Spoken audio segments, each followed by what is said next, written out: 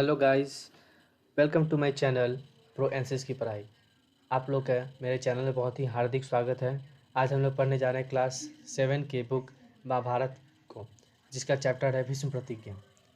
चलिए स्टार्ट करते हैं। तेजस्वी पुत्र को पाकर राजा प्रफुल्लित मन से नगर को लौटे और देवव्रत राजकुमार को पद से सुशोभित करने लगे। जो राजा थे वो तेजस्वी पुत्र को पाकर बहुत ही प्रफुल्लित हुए, यानी बहुत ही खुश हुए। यहाँ पे तेजस्वी पुत्र किसको कहा गया है? देवव्रत को। देवव्रत किसके पुत्र थे? कमेंट में लिख के बताइए कि देवव्रत किसके पुत्र थे। आगे लिखा है 4 वर्ष और बीत गए। एक दिन राजा शांतनु यमुना तट की ओर घूमने गए तो वहाँ अप्सरा से सुंदर एक तरुणी खड़ी दिखाई दी। तरुणी का नाम सत्यवती था। यहाँ पे लिखा है कि 4 वर्ष बीत गए। 4 वर्ष बीत जाने के बाद एक दिन जो राजा शांतनु थे वो यमुना तट पे घूमने गए तो वहाँ पे एक अप्सरा से सुंदर यानी बहुत ही खूबसूरत युवती देखी, सुंदर स्त्री देखी, खड़ी दिखाई दी। उसका क्या नाम था? उस तरुणी का, यहाँ पे तरुणी यानी स्त्री, उसका नाम था सत्यवती। गंगा के वियोग के कारण राजा के मन में जो विराग छाया हुआ था वह इस तरुणी को देखते ही विलीन हो गया। यानी विलीन, यहाँ का विलीन का मतलब क्या है? विलीन मतलब पता नहीं कहाँ चला गया, गुम हो गया। उस सुंदरी को अपनी पत्नी बनाने की इच्छा उनके मन में बलवती हो उठी और उन्होंने सत्यवती से प्रेम याचना की। सत्यवती बोली, मेरे पिता मल्लाहों के सरदार हैं, पहले उनकी अनुमति ले लीजिए, फिर मैं आपकी पत्नी बनने को तैयार हूँ। यहाँ पे लिखा है कि जो राजा थे जब उस युवती को यानी तरुणी को देखा तो वो उनके पास गए और प्रेम याचना करने लगे, यानी बोलने लगे कि आप मुझसे शादी कर लीजिए। तो जो सत्यवती थी वो बोली, मेरे पिता मल्लाहों के सरदार हैं, पहले आप उनसे पूछ लीजिए, वो अगर हाँ करते हैं तो मैं भी आपसे शादी करने को तैयार हूँ। राजा शांतनु ने जब अपनी इच्छा उन पर प्रकट की तो केवट राज ने कहा, आपको मुझे एक वचन देना पड़ेगा। जब राजा शांतनु ने अपनी इच्छा बताई, केवट राज यहाँ पे किसको कहा गया है? उस युवती यानी तरुणी के पिता को। उस युवती का क्या नाम था? सत्यवती। तो उन्होंने जब केवट राज को ये कहा तो केवट राज ने कहा कि आपको मुझे एक वचन देना पड़ेगा। राजा ने कहा, जो मांगेंगे दूंगा, यदि वह मेरे लिए अनुचित ना हो। यहाँ पे लिखा है, राजा ने कहा कि जो आप मांगेंगे, यानी कि कुछ भी मांगे मैं आपको दूंगा, लेकिन वो मेरे लिए अनुचित नहीं होना चाहिए। अनुचित मतलब कि मेरे हित में होना चाहिए, जो मैं कर सकूं। केवट राज बोले, आपके बाद हस्तिनापुर के राज सिंहासन पर मेरी लड़की का पुत्र बैठेगा, इस बात का आप मुझे वचन दे सकते हैं? केवट राज बोले, उन्होंने बोला कि मुझे आपको ये वचन देना पड़ेगा कि जो मेरी पुत्री के पुत्र होंगे उन्हीं को आप हस्तिनापुर के राज्य के राजा बनाएंगे। केवट राज की शर्त राजा शांतनु को न गवार लगी। न गवार मतलब कि सही नहीं लगी। तो गंगा सूत को छोड़कर अन्य किसी को राजगद्दी पर बैठने की कल्पना तक उससे ना हो सकी। निराश और उद्विग्न मन से वह नगर की ओर लौट गया। उद्विग्न मतलब दुखी मन से। उन्हें यह सुनकर अच्छा नहीं लगा कि मेरे बड़े बेटे की जगह उनके पुत्र कैसे बैठ सकते हैं राजगद्दी पे। किसी से कुछ कह भी न सके, पर चिता उनके मन को कीड़े की तरह कुतर कुतर कर खाने लगी। वो जब वापस लौटे तो किसी से अपनी दुख की बात नहीं बोल पाए कि हाँ मैं इस युवती से मिला, मुझे ये युवती अच्छी लगी, ये सब कुछ नहीं बताएं। और उन्हें बहुत ही चिंता होने लगी। तो इसे यहाँ पे एक मुहावरा यूज़ किया गया है कि कुतर कुतर कर खाने लगी, यानी कि उन्हें बहुत ही परेशानी होने लगी। सोचते रहे कि क्या करें क्या करें। देवव्रत ने देखा कि उसके पिता के मन में कोई ना कोई व्यथा समाई हुई है। एक दिन उसने शांतनु से पूछा, पिताजी, संसार का कोई भी सुख ऐसा नहीं है जो आपको प्राप्त ना हो, फिर भी इधर कुछ दिनों से आप दिनों से आप दुखी दिखाई दे रहे हैं, आपको किस बात की चिंता है? यहाँ पे लिखा है, जब देवव्रत जो थे उन्होंने देखा कि उनके पिता दुखी रहने लग रहे हैं तो उन्होंने जाकर पूछा, पिताजी आप दुखी क्यों हैं? क्या संसार में ऐसी कोई चीज़ नहीं है जिससे आप खुश हो चुके हैं? आगे लिखा है, यद्यपि शांतनु ने गोल मोल बातें बताई, फिर भी कुशाग्र बुद्धि देवव्रत को बात समझते देर न लगी। यहाँ पे लिखा है यद्यपि, यानी कि उसके बाद शांतनु ने गोल मोल बातें बताई, पूरे सही सही बात नहीं बताई, अलग अलग करके ऐसे इधर उधर घुमाकर बात बता दी।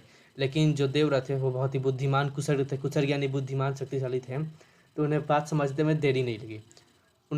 उन्होंने राजा के सारथी से पूछताछ करके उस दिन केवट राज से यमुना नदी के किनारे जो कुछ बातें हुई थी उनका पता लगा लिया।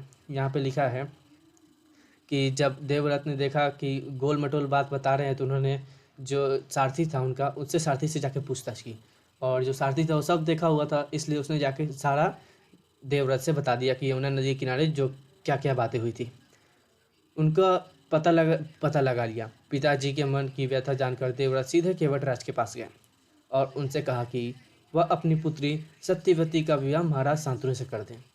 यहाँ पे लिखा है कि जब उन्होंने सारथी से जब जानकारी ले ली कि क्या क्या हुआ था, तो वो तुरंत वहाँ से केवटराज के पास गए। और केवटराज कौन था? सत्यवती के पिता थे। तो केवटराज से पास गए और उनसे कहा कि वह अपनी पुत्री सत्यवती का विवाह महाराजा शांतनु से कर दिया, यानी कि उनके पिता से कर दिया।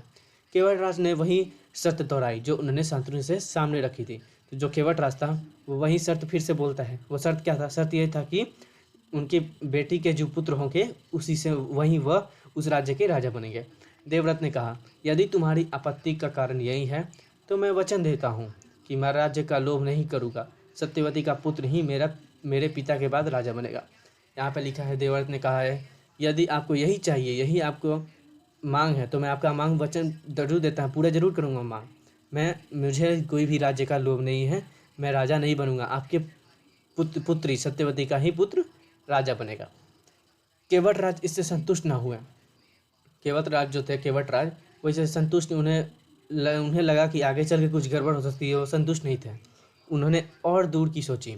बोला, आर्यपुत्र, इस बात का मुझे पूरा भरोसा है कि आप अपने वचन पर अटल रहेंगे, किंतु आपके संतान से मैं वैसी आशा कैसे रख सकता हूँ।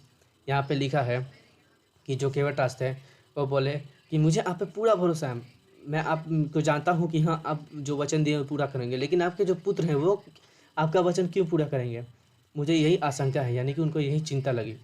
तो आप जैसे वीर का पुत्र भी तो वीर होगा, बहुत संभव है कि वह मेरे नाती से राज्य छीनने का प्रयत्न करे। इसके लिए आपके पास क्या उत्तर है? उन्होंने कहा कि अगर आपने शादी की, आपके जो पुत्र होंगे वो भी तो आपकी तरह बलशाली बुद्धिमान होंगे, और वो मेरे पुत्र के बेटे यानी नाती से मेरे जब राज्य छीनने की कोशिश किया तो आप क्या करेंगे? फिर आगे लिखा, केवटराज का प्रश्न अप्रत्याशित था, यानी कि सही था।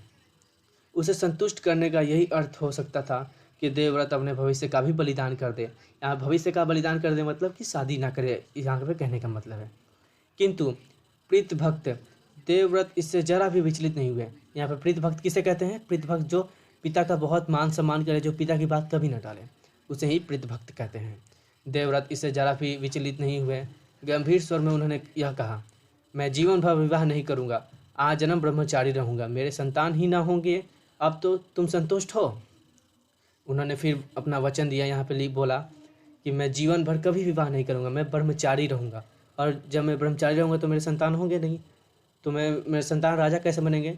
ठीक है, अब आप संतुष्ट हो? केवटराज से कहा इन्होंने। फिर आगे बोला, लिखा है कि किसी को आशा न थी कि तरुण कुमार ऐसी कठोर प्रतिज्ञा करेंगे। यहाँ पे तरुण कुमार किसके लिए यूज हुआ है? यहाँ पे तरुण कुमार यूज हुआ है देवव्रत के लिए। तो किसी ने नहीं सोचा था कि इतने कठोर प्रतिज्ञा करेंगे देवव्रत। देवव्रत ने भयंकर प्रतिज्ञा की थी, इसलिए उस दिन से उनका नाम ही भीष्म पड़ गया था। देखिए, ये प्रश्न आएंगे कि उनका नाम भीष्म क्यों पड़ गया। तो यहाँ पे आपको क्या लिखना पड़ेगा? देवव्रत ने भयंकर प्रतिज्ञा की थी, इसलिए उस दिन से उनका नाम क्या पड़ गया? भीष्म पड़ गया। इसलिए उनको क्या बोलते हैं? भीष्म पितामह। केवटराज ने सानंद अपनी पुत्री को देवव्रत के साथ विदा किया।